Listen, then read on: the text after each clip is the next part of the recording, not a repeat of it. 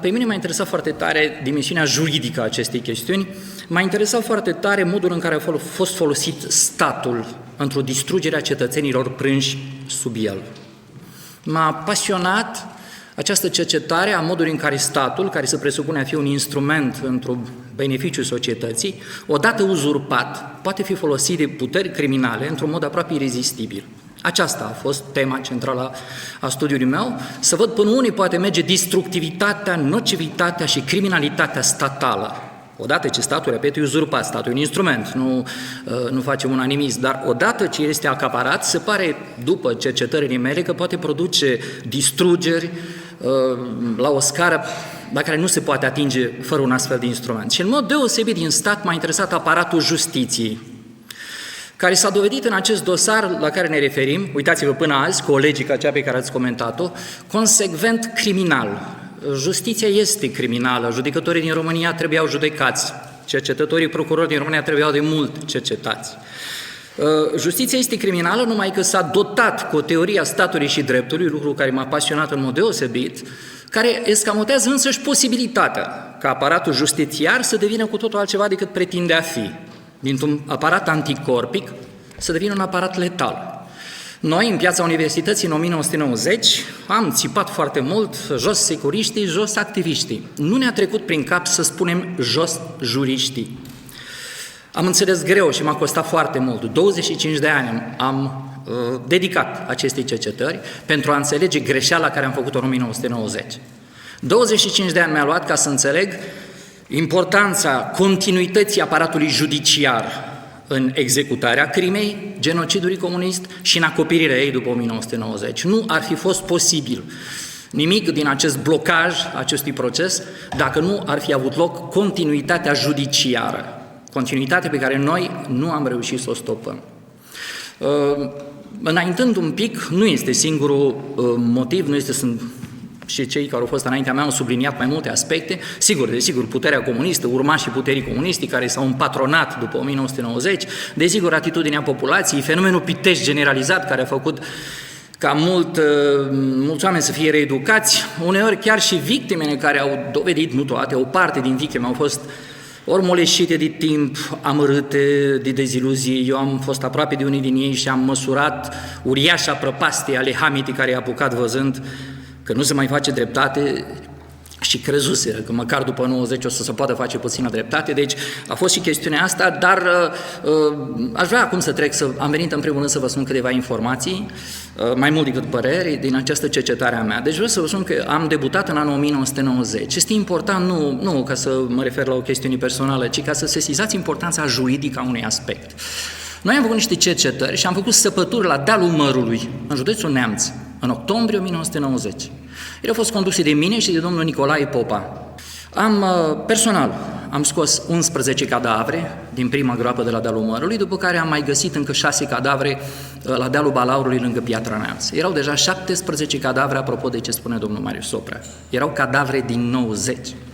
Mai mult decât atât, am depus plângere la procuratură și a durat 4 ani cercetarea și are număr de dosar și cu ajutorul domnului general Voina am recuperat acest dosar cu toate cercetările în el și cu concluzia finală, NUP, neînceperea urmăririi penale, pentru că s-ar fi prescris crima. Atenție, s-ar fi prescris în 1994. Juridic este foarte important.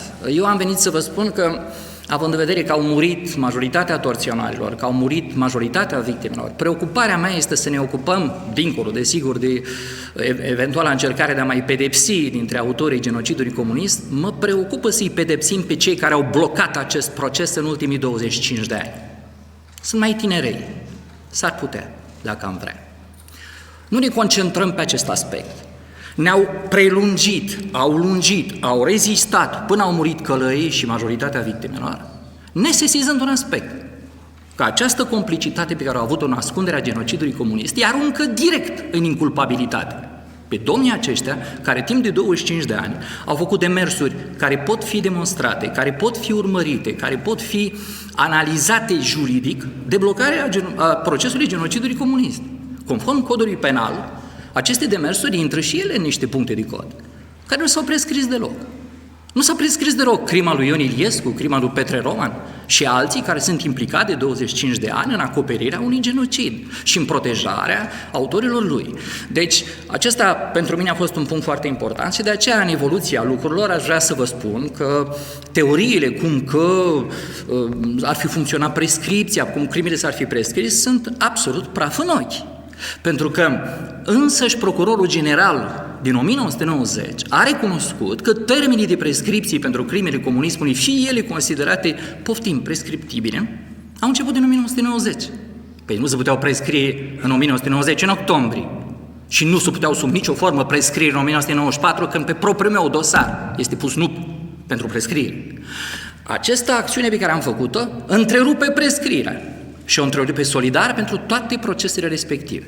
Am venit deci să depun această primă mărturie personală că suntem pe un enorm fals. Cum că de-abia după legea 2010, de-abia acum crima a fost și de acum am putea începe. Acest fals e făcut ca să nu-i judecăm pe cei care n-au judecat. Să ne concentrăm în continuare pe o cauză care să se amâne așa sine die și să nu ne concentrăm pe cei care n-au judecat și au încălcat legea și s-au solidarizat cu criminali. Și este fals. Mai mult decât, eu v-am dat un exemplu, dar cu ajutorul domnului general Voinea, la care am insistat foarte tare, domnul general a început să scoată de pe unde a putut procesele care au fost închise cu NUP după 1990 și plângerile la procuratură, care au fost și ele închise neînceperea urmăririi penale.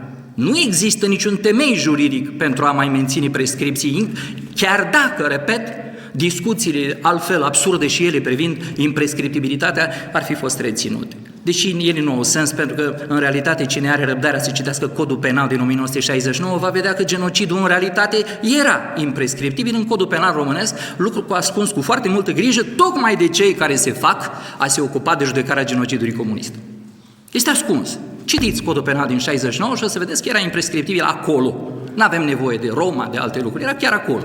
Ori acest genocid a continuat, în diverse forme a continuat. Și atunci aș vrea să vă dau un exemplu ca să vedeți cum se joacă și cum se manipulează opinia publică pe acest subiect.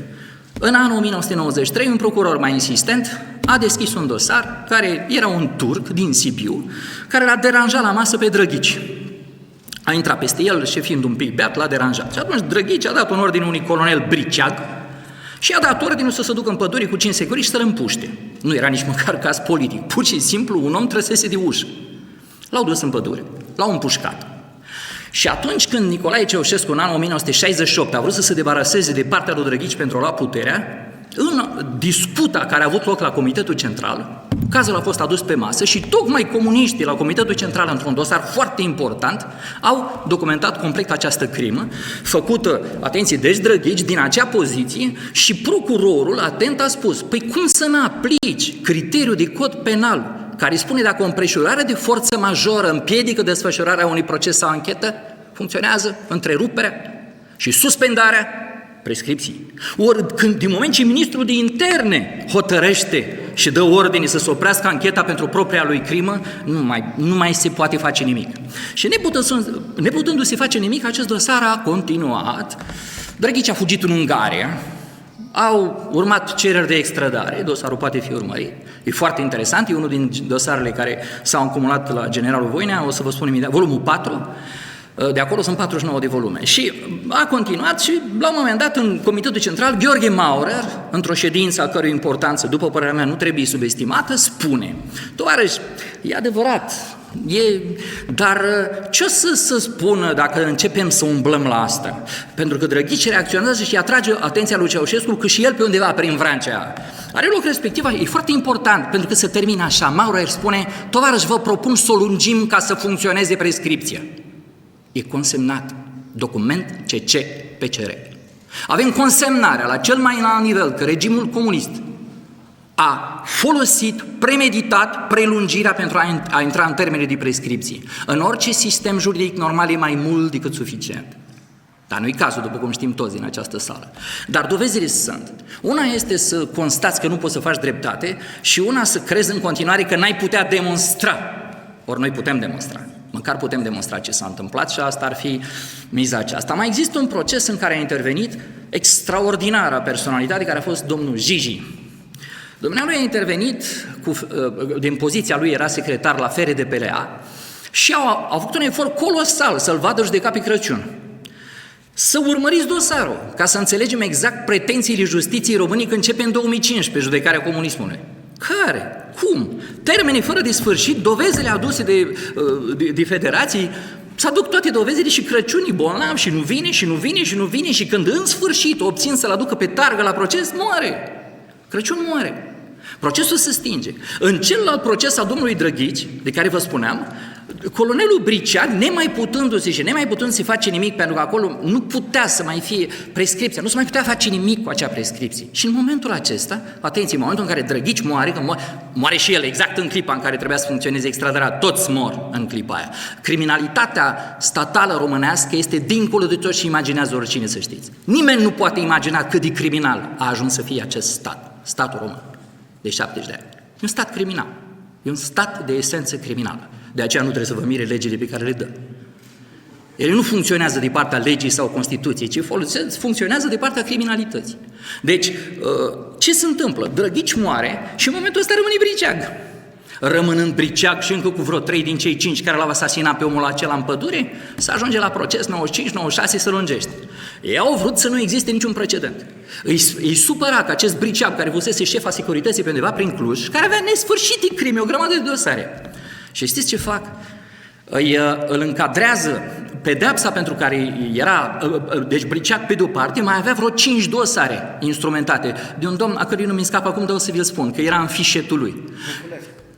Și deci mai avea vreo 5 dosare instrumentate și îi spun așa, că a fost un element extraordinar și pe baza acestui fapt fac procesul, îi dau 10 ani, cu limita minimă era 15, îi dau 10 ani ca să se aplică decretul de amnistie din 1988, care amnistia sub 10 ani. Deci pe o pedeapsă minimă de 15 să dă 10, este amnistiat pe loc, totalmente abuziv, ca să nu se creeze un singur precedent. Suntem în anul 1997, domnilor. Toată teza asta, tot ce se spune, nu știu ce, cu procesul, hai să începem și noi să judecăm procesul, nimic e fals. Și este făcut acest fals pentru ca să nu ne ocupăm de al doilea aspect, de cei care au blocat acest proces 25 de ani. Să nu cumva să începem asta, pentru că n-ar trebui să rămână niciunul afară, niciunul liber, bineînțeles dacă ar pierde putere. Cu această ipoteză care pare din ce în ce mai îndepărtată.